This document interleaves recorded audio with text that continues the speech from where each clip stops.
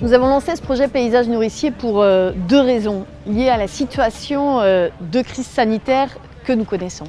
La première, c'est que nous avions été alertés par des acteurs qui travaillent contre la précarité sur le fait qu'il manquait de légumes frais. La deuxième, c'est que cette crise sanitaire, elle amène aussi une crise sociale et que donc des familles qui étaient déjà en difficulté le sont parfois encore davantage et que certaines basculent dans la précarité pour la première fois de leur vie.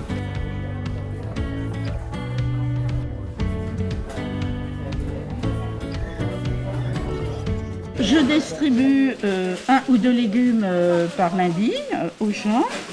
En cette saison, les légumes sont quand même encore relativement chers et ils sont très contents d'en avoir. On s'aperçoit vraiment qu'il y a un vrai besoin et de pouvoir leur apporter justement des légumes. Ce n'est pas simplement manger, c'est manger bien sûr, mais c'est aussi d'essayer de manger mieux.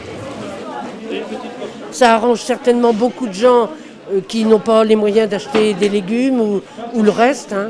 Bon, voilà.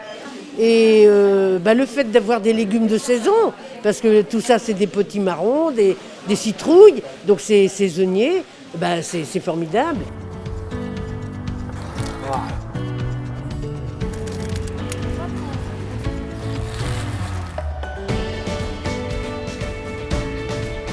Moi j'ai été à la rue pendant 7 ans, j'ai connu la faim.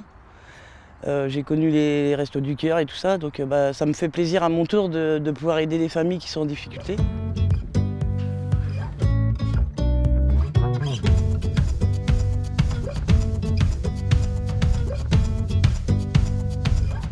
Dans notre plan alimentaire territorial, nous avons 8 objectifs, parmi lesquels un objectif a pris une importance particulière à l'aune de la crise du Covid, c'est celui de garantir une alimentation saine à chacun et à chacune sur notre métropole.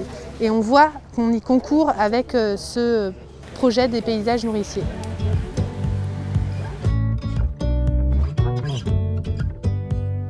Là, on bascule sur une autre école.